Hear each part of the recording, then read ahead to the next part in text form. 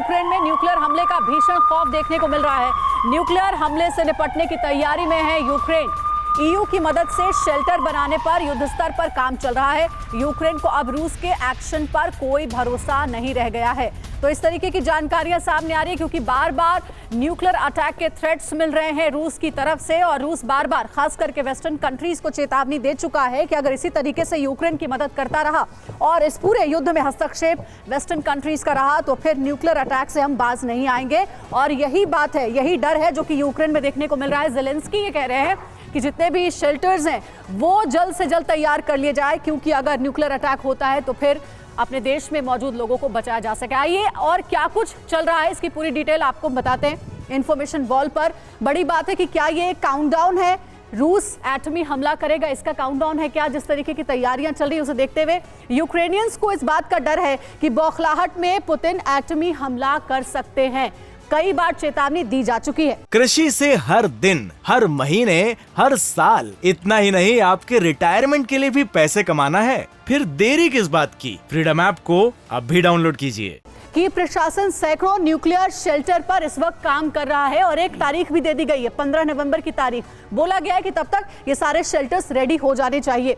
सरकार ने नागरिकों के लिए डिटेल निर्देश भी जारी किया गया है कि क्या क्या प्रिकॉशंस आपको इस दौरान लेने चाहिए। 1986 के चेरनोबिल हादसे के अनुभव के आधार पर प्लानिंग की जा रही है। और सिर्फ इतना ही नहीं बल्कि ये पूरी तैयारी ईयू के फंड और उनकी मदद से हो रही है। इसमें यूरोपीय यूनियन भी यूक्रेन की मदद कर रहा है। फ्रंट पर मौजूद यूक्रेनियन सैनिकों को पोटेशियम आयोडाइड टैबलेट्स भी दिए गए हैं अगर न्यूक्लियर अटैक होता है तो किसी तरीके के खतरे से बचने के लिए। सैनिकों को लगातार ट्रेनिंग दी जा रही है कि एटमी हमले की सूरत में क्या करना है। आपको याद होगा ऐसे कई वीडियोस भी जारी किए गए थे जिसमें यह बताया गया था कि अगर न्यूक्लियर अटैक होता है तो फिर कैसे आप बच सकते हैं। शरदेंदु सर, क्या माना जाए कि पुतिन की चेतावनी और थ्रेट का ये असर है कि अब यूक्रेन में बड़े स्तर पर तैयारियां शुरू कर दी गई हैं शेल्टर्स बनाने की, न्यूक्लियर अटैक से बचने की?